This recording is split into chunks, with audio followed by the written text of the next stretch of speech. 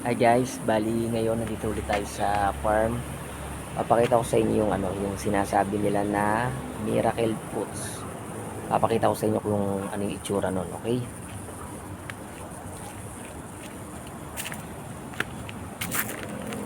Ito bayabas to. Yan, bayabas. Medyo maliit pa siya pero hindi ko lang alam kung ilang taon bago so mamunga. Pero yung iba kasi na puno ng bayabas, matamis siya. Matamis yung pinakabunga. Nagkukulay light pink. Tapos matamis talaga.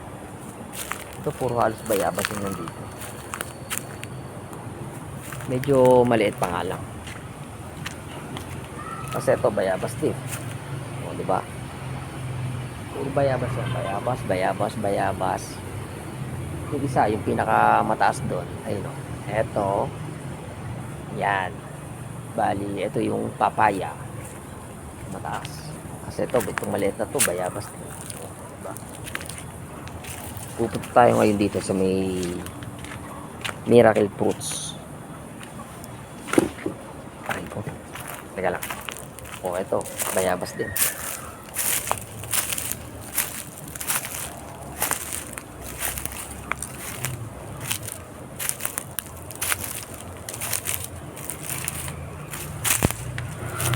Tapos ito naman, Indian mango. Puno yan ng Indian mango. Ito guys, malapit na tayo sa may miracle fruits na sinasabi nila. Malaki yung bunga nun. Oh, ito.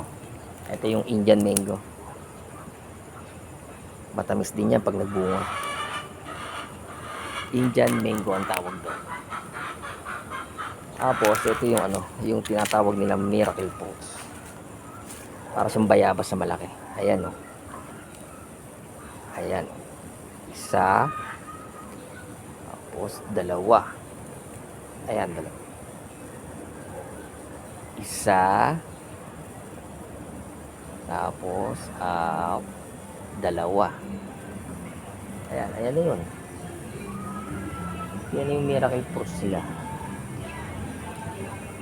Hindi ko alam kung bakit tinawag ng miracle fruits eh. Pero, siyempre may dahilan yung pag tinawag ng miracle fruits. Ang galing to, malaki. Ayun oh. Malaki siya na bayabas. Na parang bola. Parang bola ng basketball na medyo yung pambata na bola ng basketball. Ayun, ganun. Ganung klase yun. Ayan o. Isa, dalawa. Malaki yun. Tika lang yan to. Parang bola ng basketball na pambata. Ayan o. Dalawa yan, miracle fruits. Paano guys, maraming salamat sa panonood ah. Paki-subscribe yung channel and God bless sa ating lahat. Thank you.